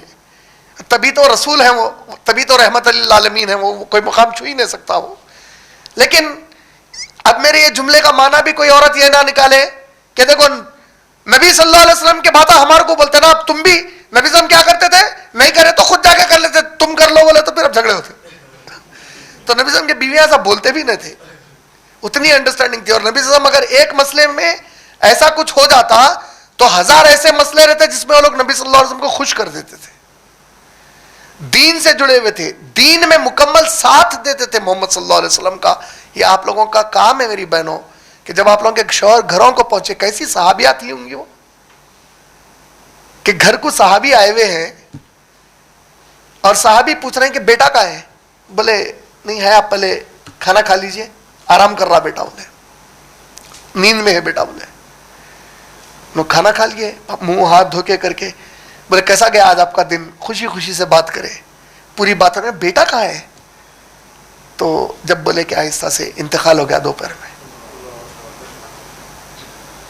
اب یہ صحابیہ کا واقعہ ہے, صحیح حدیث ہے بخاری مسلم کی, انتقال ہو گیا بیٹے کا, بولے دوپہر میں انتقال ہو گیا. پھر بولے یہ کیوں, بولے آپ تھکے ماندے آئے تھے, میں نہیں چاہتی تھی کہ آتے آپ کو غم ملے. آج ایسے بیویوں کی ضرورت ہے گھروں میں. یہ ہے جو اسلامی گھر کا ایک نظام اور ایگزامپل ہے ہمارے لیے. یہ ہے وہ جنتی بیویاں, سبحان اللہ. تو یہ ہم پہ اور ان پر فرض ہے کہ ہم ایک دوسرے کا خیال رکھیں. مرد عورت جب شادی ہو جاتی تو اسلام میں کہیں بھی نہیں ہے کہ عورت جوتی ہے ہمارے پیر کی, برابر کی دوست ہے وہ ہماری. اللہ کے نبی صلی اللہ علیہ وسلم رننگ ریس کرے, کتنے شوہر آج رننگ ریس کرتے اپنے بیویوں سے کھیل کود کرتے. نبی صلی اللہ علیہ وسلم بی بی عائشہ سے رننگ ریس کرے. بی بی عائشہ کھیل دیکھنا چاہ رہے ہیں, انہوں کوشش کر رہے ہیں تو ونڈو میں سے ان کو جو ہے ہائٹ کم پڑ جا رہی. امیجن کرو کہ وقت کے رسول نیچے جھک کے اپنی پیٹھ پہ چڑھا دیا بی بی عائشہ کو, دیکھو کھیل بول کے. بی بی عائشہ کو کھلونے خرید کے لا کے دیتے تھے نبی صلی اللہ علیہ وسلم. ہم اپنی بیویوں کو کھیل کود کی کتنے چیزیں لا کے دی ہمارے گھروں میں.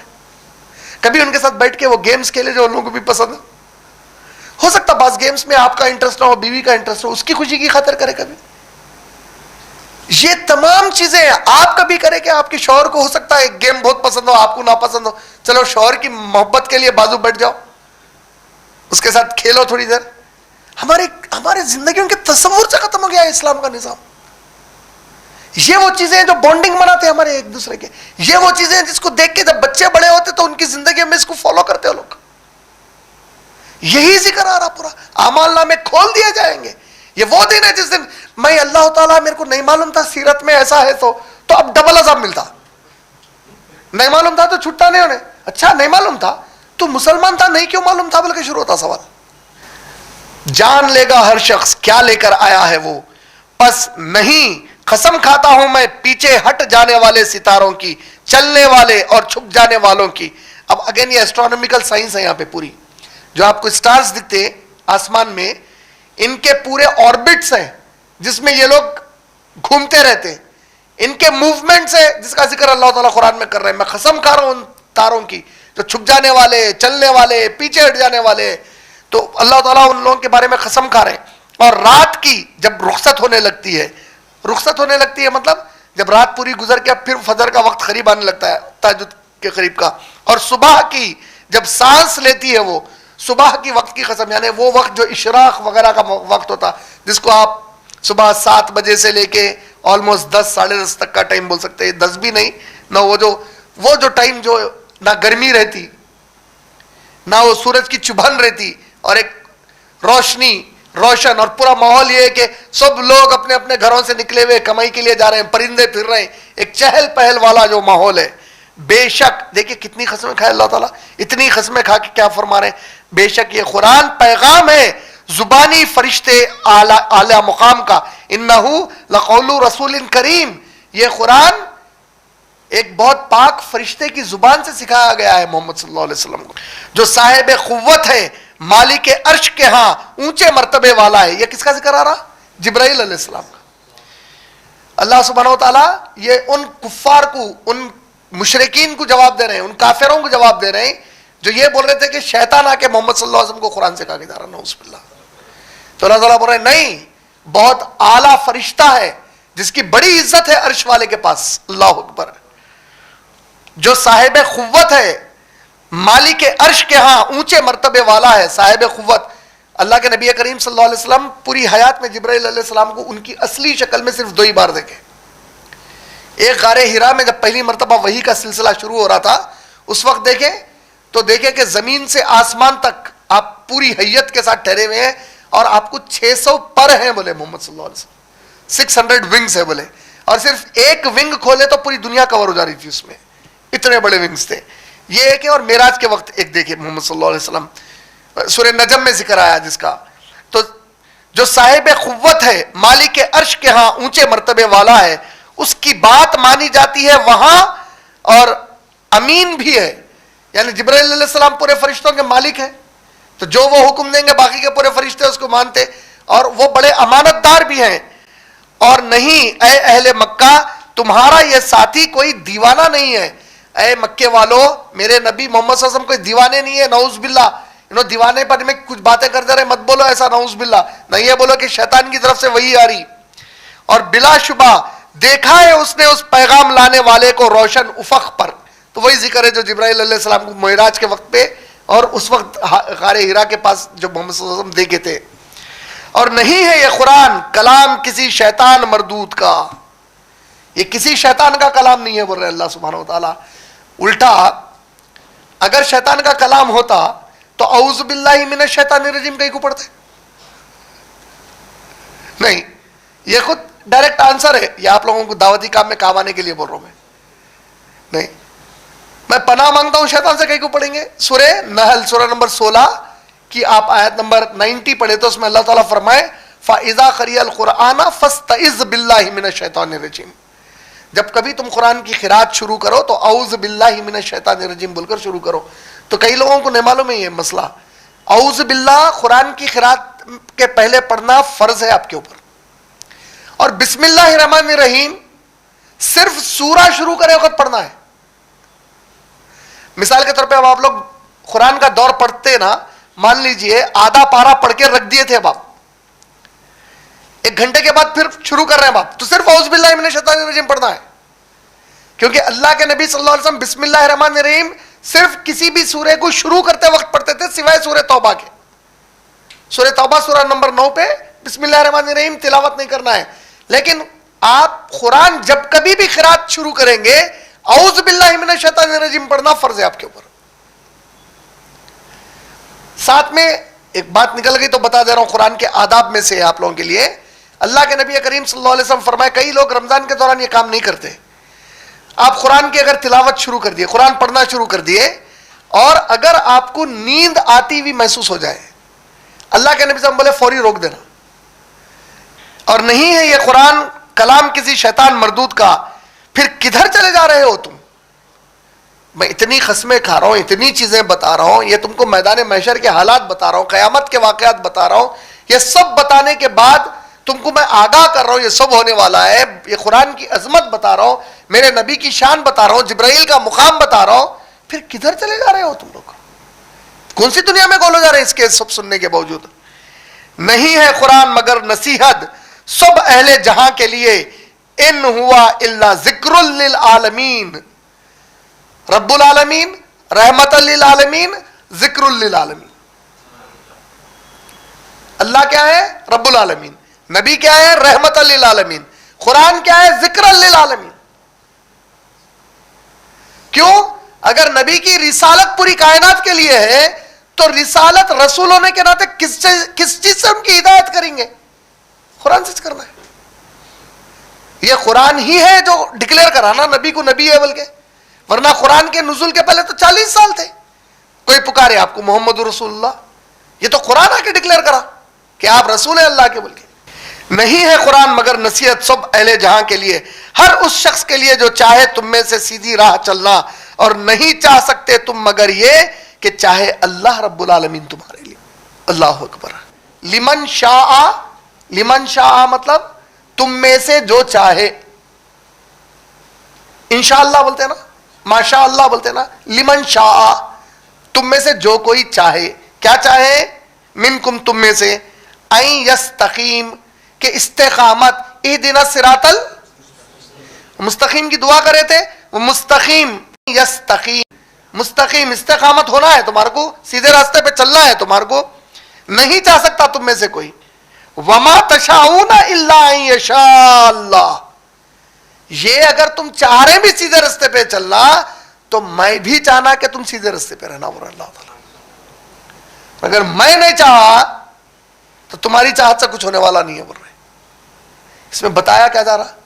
اس میں نیکی کرنے والے انسان کو یہ احساس دلایا جا رہا کہ کبھی تکبر میں مت آ کے میں نیکی کر لیا. تو نیکی بھی کرا تو اس لیے کرا کیونکہ میں مدد کرا تیری وہ نیکی کرنے میں. ورنہ اگر میں اسی لیے وہ دعا سکھائی گئی نا, اللہم لا سہلا الا ما جعلتہ سہلا وتجعل الصعب ان شئت سہلا وللنبی صلی اللہ علیہ وسلم، اے اللہ کوئی کام آسان نہیں جب تک کہ آپ اس کو ہمارے لیے آسان نہ کر دیں. اور دعا روکے نہیں یہاں پہ، اللہم لا سہلا الا ما جعلتہ سہلا، کوئی کام میں آسانی نہیں جب تک آپ اس کو آسان نہ کر دیں. اس کے بعد وما تجعل الصعب ان شئت سہلا، اور آسان سے آسان کام بھی مشکل ہو جائے گا اگر آپ اس کو مشکل کر دیے تو.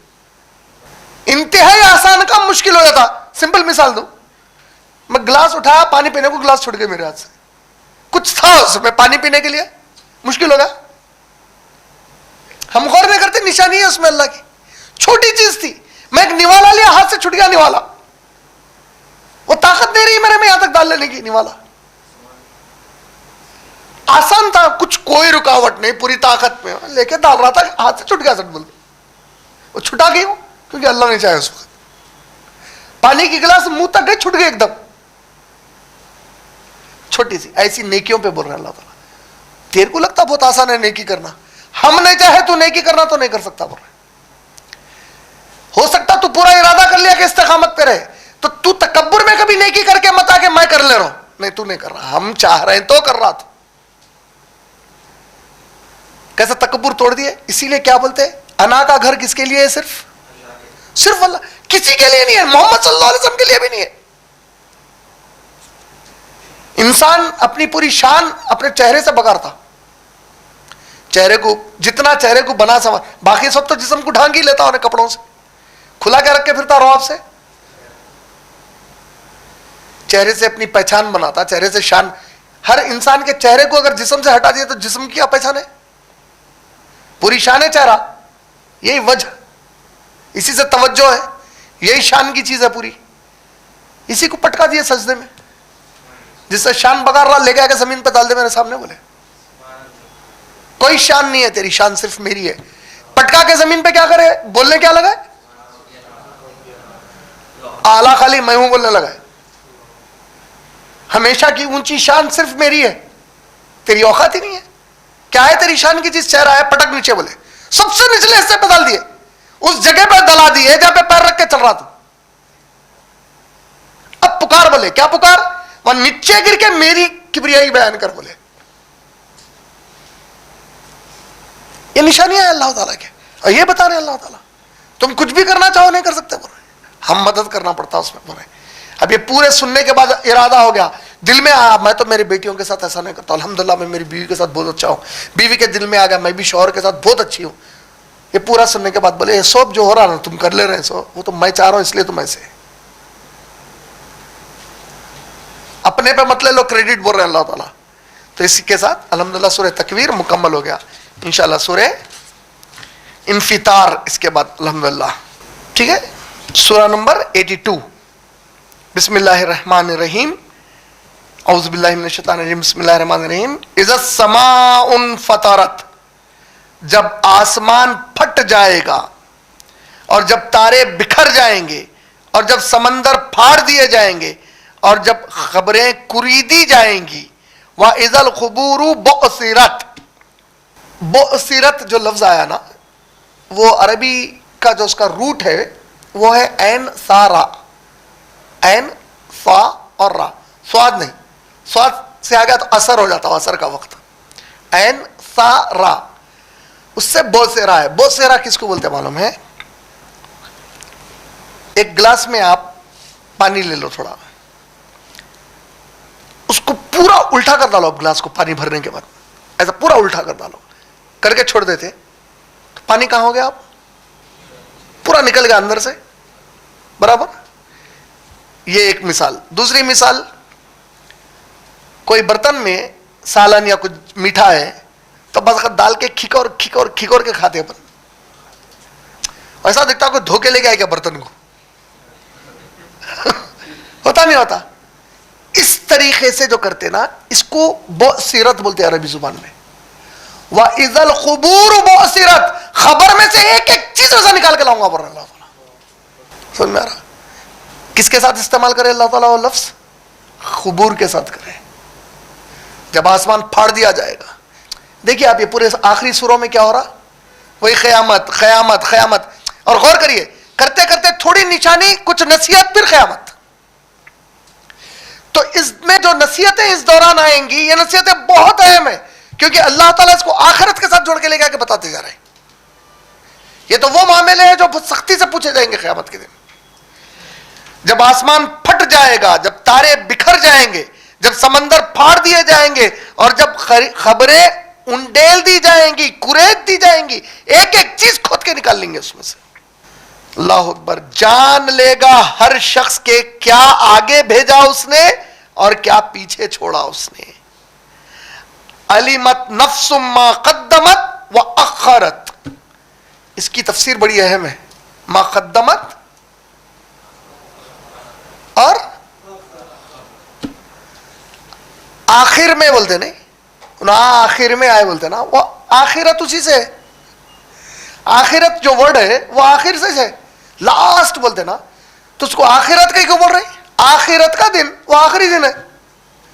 اس کے بعد جتنے بھی دن ہوں گے وہ جنت میں جہنم میں رہیں گے. یونیورس کا آخری دن ہے وہ. اس کے بعد کے پورے دن کہاں گزاریں گے؟ پر either of the two side. سمجھ آ رہا؟